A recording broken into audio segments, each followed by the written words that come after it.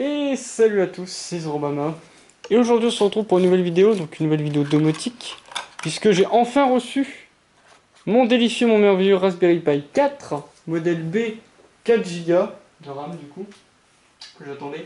Donc du coup je l'ai commandé sur AliExpress. Je me dis, oh tiens, commandé sur quoi, commandé sur quoi, commandé sur quoi. Je l'ai pris sur AliExpress parce que les packs sont beaucoup moins chers. J'en ai eu pour une idée, en gros ça fait 80 € tout ce qu'on va voir là, donc c'est tout le pack. Donc dans ce pack là on a donc le Raspberry Pi 4 Computer modèle B, 4 Go de RAM. Nous avons le câble pour le brancher en HDMI, une carte de 64 Go, carte de stockage, 4 dissipateurs de chaleur. Nous avons également donc l'alimentation. Du coup la personne demandait, enfin là l'acheteur à qui j'ai pris, c'est une aline. Il fallait préciser en fait il demandait EU, il peut donner UK, Australie et USA.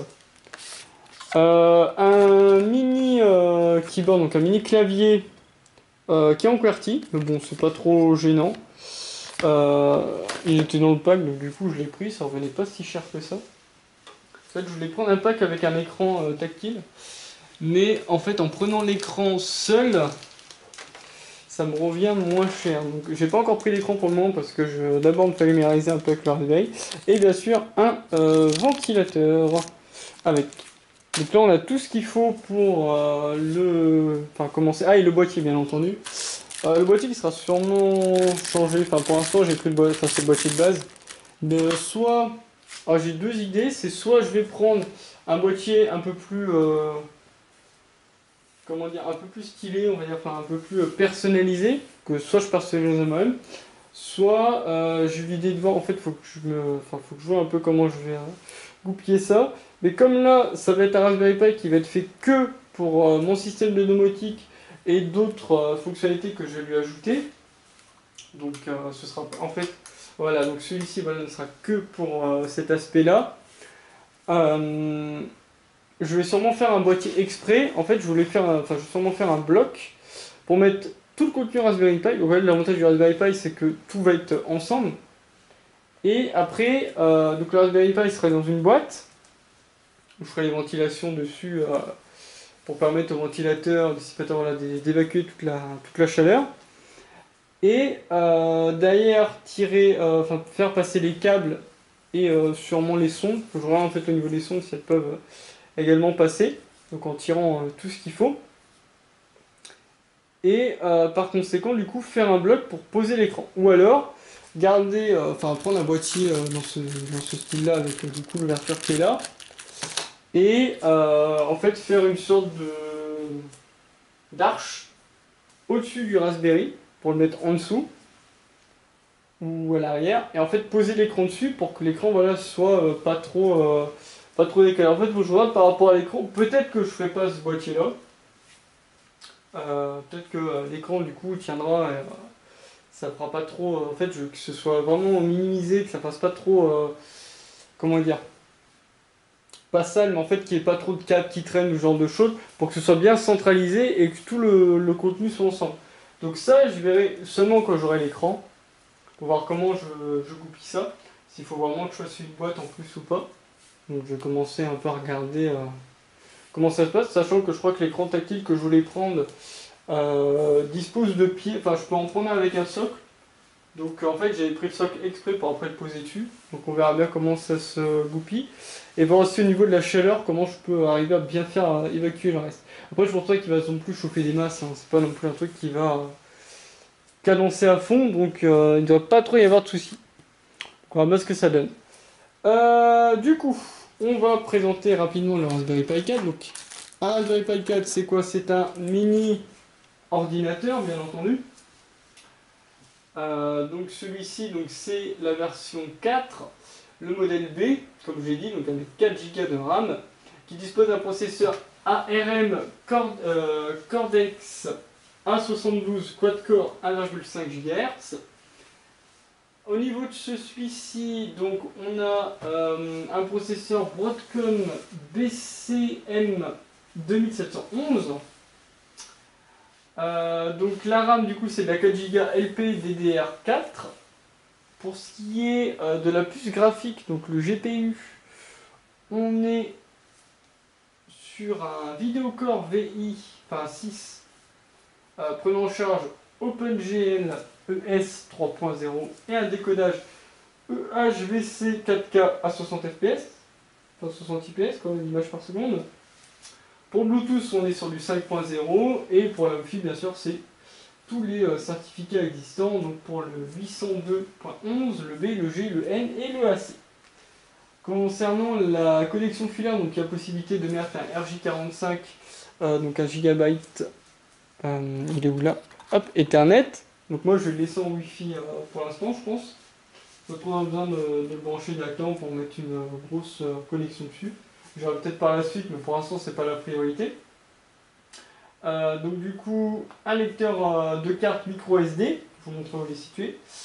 Et bien sûr, des ports donc caméra CSI pour connecter la caméra Raspberry Pi et le port d'affichage DSI pour connecter l'écran tactile Raspberry Pi. Pour la caméra, je ne vais pas en utiliser pour l'instant, j'en ai pas besoin puisque moi c'est juste pour assister à un aspect domotique, donc la caméra va pas vraiment être utile dessus.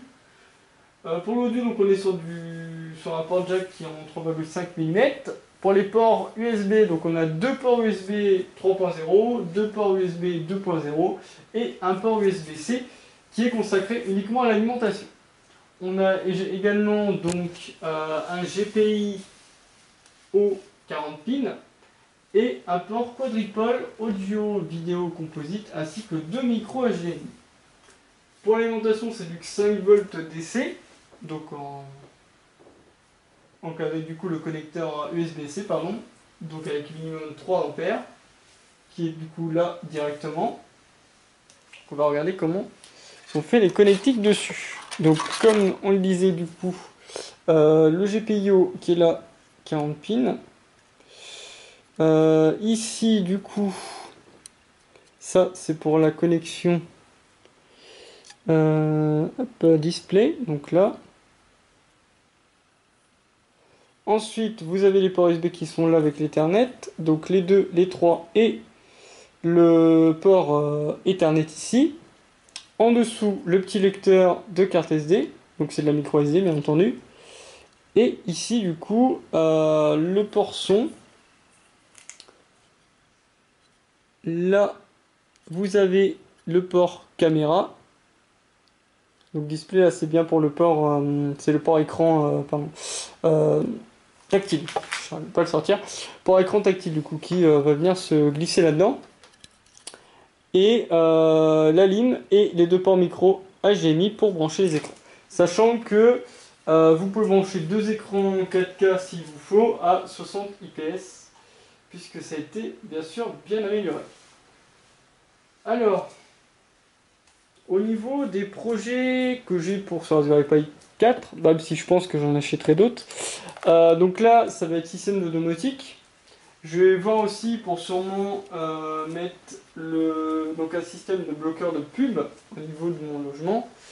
Sûrement me faire un système de serveur multimédia au niveau de mes données, parce que j'aimerais conserver, voilà, pour avoir une autre copie en plus de ce que j'ai déjà avec mes stockages, que ce soit sur carte ou mes stockages disque dur ou bien mes stockages disque dur externes. Donc voilà, ça permettra, voilà, de centraliser le reste. Et au moins ils seront accessibles via le cloud, sûrement. Enfin, je vais voir en fait comment je le fais, parce que je sais pas si je fais un stockage physique ou si je passe sur un stockage cloud. Même si ça m'intéresserait plus de passer sur le cloud, pardon. Mais après, à voir si c'est bien sécurisé, quoi. Parce qu'on ne va pas mettre non plus tout et n'importe quoi sur le cloud, hein, au niveau des données, parce qu'on a déjà vu qu'il y avait des piratages au niveau du cloud, donc je suis pas trop serein là-dessus. C'est pour ça, enfin comme j'ai vu dans le vidéo aussi, c'est pour ça que pour l'instant, par exemple, mettre un système de vidéosurveillance, ça ne m'intéresse pas. Au niveau de la domotique, ce que j'aimerais faire avec ce Raspberry Pi 4, une fois que j'aurai l'écran, alors pourquoi mettre un écran tactile? Donc j'ai vu plein de systèmes, en fait c'est pour faire une station. Donc station qui permettra d'avoir du coup l'affichage avec la date et l'heure, bien entendu. Donc ce que je trouve aussi stylé, c'est la rotation de la Terre ou la rotation de la Lune. J'avais vu ça sur certains, c'était plutôt pas mal, j'aimerais bien l'inclure aussi sur mon écran. Avoir la possibilité aussi du coup du taux d'humidité, de la température extérieure et intérieure. Parce que ça, je trouve que c'est le BABA sur une station. En fait, comme sur les stations météo qui sont vendues. Mais du coup, là, c'est avec l'écran du Raspberry Pi. Et également, voilà, réunir aussi mon équipement. Donc, comme là, j'avais présenté auparavant donc, mon pont Philips Hue, ainsi que le Google Home avec le Chromecast. Et voilà, essayer de voir si on peut ajouter d'autres fonctionnalités ou les perfectionner un peu plus avec des lignes de code. Donc voilà, donc c'est vraiment. Là en fait j'ai acheté, on va dire, l'équipement pour vraiment me motiver à me enfin me mettre dedans et voir pourquoi je fais ça. Parce que c'est compliqué en fait quand t'as pas l'équipement de te dire tu vas commencer à apprendre tel ou tel langage alors que t'as pas l'équipement. En fait tu peux pas trop te projeter. Alors que là, vu que j'ai l'équipement, je pourrais faire mes tests. Donc je pourrais voir si c'est viable, je pourrais voir ce qui manque, je pourrais voir ce que je peux améliorer en plus derrière. Et du coup commencer à le faire tourner, le faire tester au niveau de mon, comment dire, mon système domestique, et après voir par la suite si je garde par exemple cette fonctionnalité-là, ou si je la vire, ou si je l'améliore par exemple, ou voir rajouter d'autres choses en plus. Donc du coup, une fois que j'aurai commencé à un peu à travailler dessus, du coup je vous présenterai après les projets, également ce que j'ai commencé à mettre dessus. Également, qu'est-ce que j'allais ajouter? Ouais, donc là dans les prochaines vidéos, je vais vous montrer comment on place les dissipateurs de chaleur, comment on place le ventilo. Après, on mettra tout dans le boîtier avec la carte. Et donc ça va être dans la même vidéo. Il y aura une, là, je vais faire des coupures après pour du coup vous les montrer. Voilà, comme ça vous aurez toute l'installation et avec le timecode, vous pourrez aller à la fin de la, enfin, timecode indiqué pour voir comment on les place.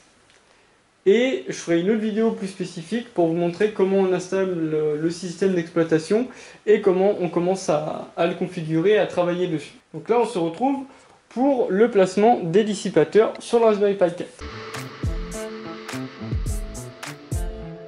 Alors du coup, pour les dissipateurs de chaleur, donc il faut que je vous explique du coup sur quoi on va les coller.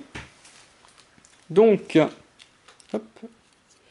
Donc ici vous avez le processeur. Donc ça va être vraiment la partie qui chauffe le plus. Donc c'est celle auquel il faut faire le plus attention, parce que si elle a un coup, c'est elle qui va les impacter en premier.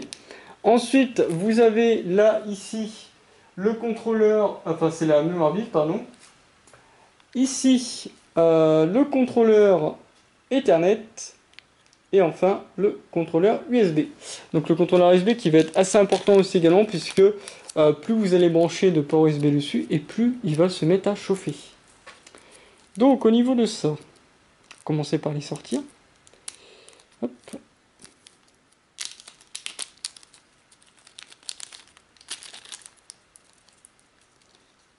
Alors, les deux là, il faut que j'ai des câbles qui sont collés. Donc, autant dire que quand on a des grands doigts, ça va être très compliqué, très chiant à faire. Donc, hop. Donc, il y a juste à les coller dessus. Donc ça, c'est... il y en a un vraiment tout petit, et l'autre, il est comment? Il est comme ça. Donc celui-là, il va ici. Hop. Donc le dissipateur, du coup, pour le port Ethernet. Ensuite, en fait, je colle les plus chiants en premier, donc les plus petits. Comme ça, je suis tranquille après. Là, le dissipateur USB qui va... Oula. Aller là-dessus. Hop. Celui du processeur.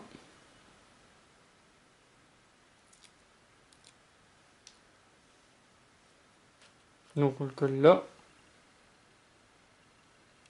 Comme ça ou comme ça? Je vais le mettre comme ça. fait, j'ai pas vraiment vu de contre-indication de comment les coller. Donc on va les mettre comme ça.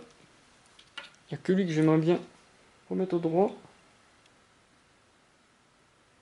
Pas se cacher que la colle, par contre, c'est de la bonne colle. Hein. C'est pas de la colle que tu enlèves facilement. Ça y est, je vais essayer de le retirer. Hop.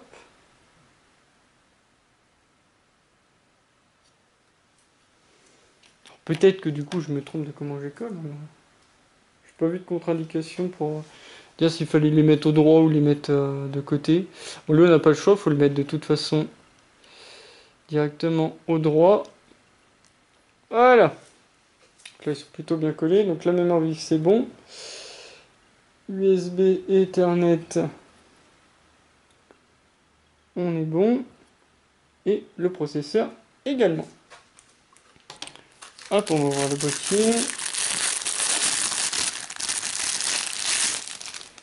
Ah, ah. Le boîtier, ils nous ont mis quoi? Hop. Ah oui. Et bien sûr les vis, parce qu'il faudra le mettre dessus, enfin il faudra le visser dans le boîtier. Sinon il va se sauver. Et du coup, pour ça, hop, également le ventilo. Donc le ventilo qui va se mettre là-dedans. Juste là. Et la carte. Donc du coup, comme je disais, la carte qui va se mettre juste en dessous.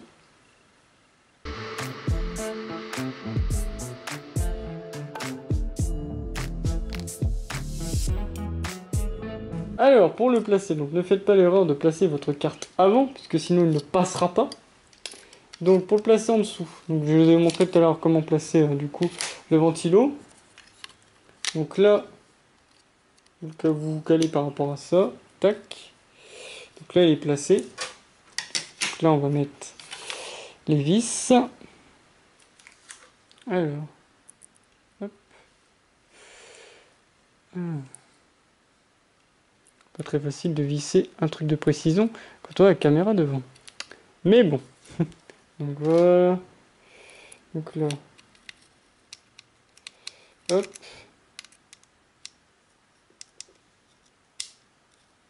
Je prends un tournevis tout petit parce que les autres passaient pas. Donc là on va juste les placer. On va les resserrer après. Si besoin. Ça sert à rien de le serrer comme un taré non plus. Hein. Une fois qu'il est fixé, ça bougera pas de là. Hop. Hop.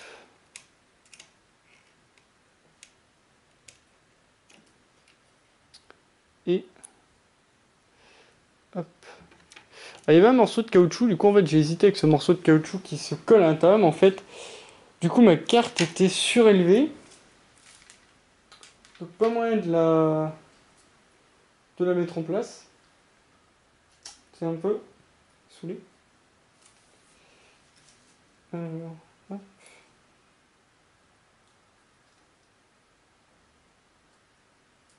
Toujours une vis pour faire chinement. Hop là. Toujours une vis pour bloquer.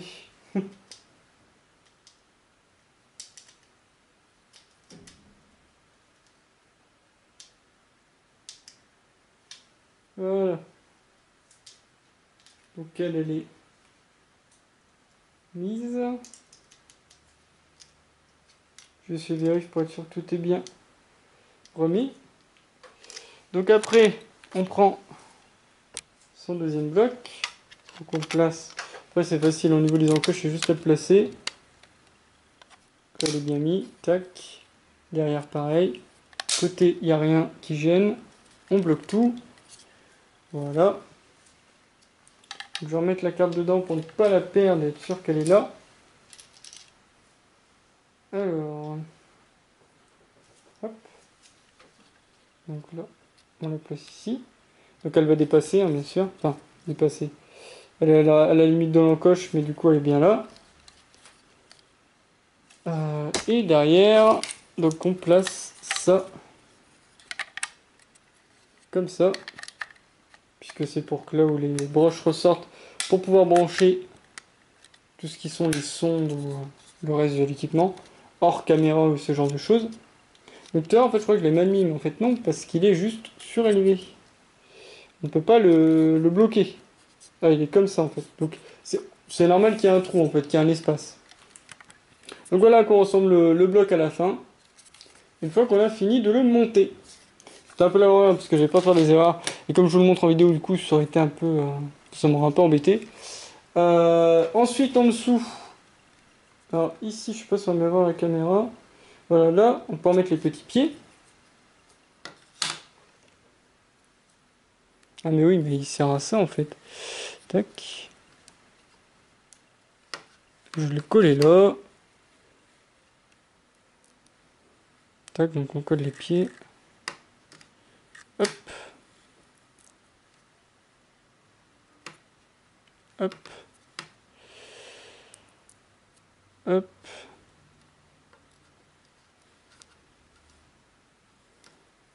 C'est comme ça, et en fait, il est surélevé exprès. Donc là, les pieds sont mis. Voilà, donc une fois qu'on le pose, il est surélevé un peu en dessous. Donc du coup, la charrue pourra s'évacuer là. Là, sur les côtés également, en remontant. Et avec le ventilo qu'on a placé. Alors, pour ce qui est du ventilo. Donc on va rouvrir le boîtier. C'est un peu le bordel dans cette vidéo. Hop, tout ça, ça a été fait. Voilà, cassez-vous. Hop, c'est tout. Ah oui, donc j'ai oublié de présenter aussi qu'il y avait eu ça. Enfin, il vous donne la carte, enfin la clé USB qui vous permet de mettre votre petite carte derrière et de le brancher aussi. C'est plutôt pas mal. Alors, donc le ventilo va être branché là-dedans. J'aurais peut-être dû le montrer avant comment le brancher, mais bon.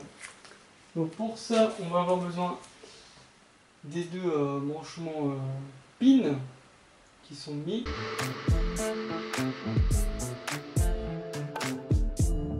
Alors pour notre petit branchement de ventilo, donc comme on le montre au niveau des petites pins, donc en fait il va falloir compter. Alors, je vais vous montrer. Donc déjà il faut donc vous référer par rapport à là. Donc il faut être à l'autre bout des comment ça s'appelle?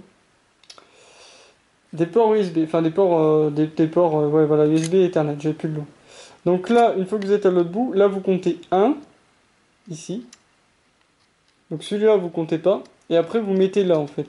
Donc il faut qu'il soit branché au droit et sur la dernière ligne. Donc en fait, il faut que votre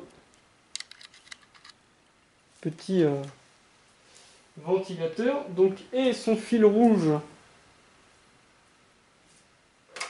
donc qui est là ici de ce côté et fil noir de l'autre.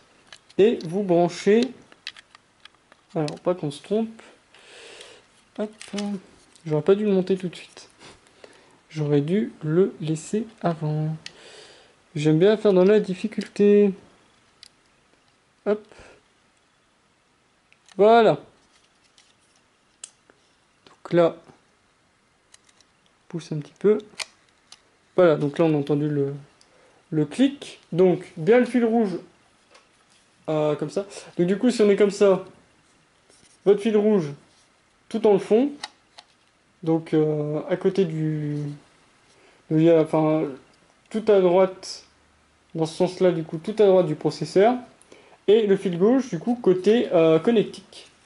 Donc là, je vais remettre le fil. Hop, on referme. Et voilà, et du coup on a fini de le monter.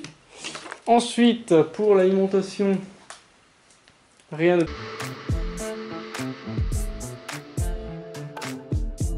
plus simple. Il vous suffit de le...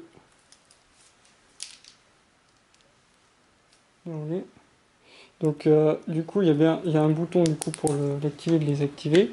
Donc fil assez court quand même, je pensais que le fil serait plus long mais tant pis. Donc on va le mettre là pour le bouton d'alim, enfin pour la lime. Et du coup pour ce qui est de la connectique, permettant de raccorder un écran USB, puisque on rappelle que c'est un câble micro USB partant du Raspberry et un câble micro HDMI, câble HDMI. Donc on rappelle que c'est un câble micro HDMI qui part d'ici. Voilà. Et qui va vers l'écran en HDMI. Donc après, il vous suffit de le brancher pour faire activer ce que vous voulez dessus et pouvoir l'initialiser. Donc dans la prochaine vidéo, on se retrouvera pour installer le système d'exploitation. Du coup, on parlera un peu du système d'exploitation et on montrera comment l'installer. Et après, on pourra commencer à se retrouver pour faire des vidéos de test. Donc merci à tous d'avoir suivi cette vidéo. J'espère que vous avez compris comment on place donc les dissipateurs, comment on branche le ventilateur, comment tout placer dans le boîtier. Donc il n'y a rien de trop compliqué, il suffit juste de visser et de savoir où se placent les dissipateurs. Et ensuite de reformer son bloc, de placer sa carte. Et au niveau des connectiques, voilà, vous avez juste à suivre. Donc le petit port pour l'alimentation, les deux ports écran et le port qui sert à au son du coup. Donc le port jack. Voilà. Donc on se retrouve dans une prochaine vidéo. Merci à tous, c'était Zorobama.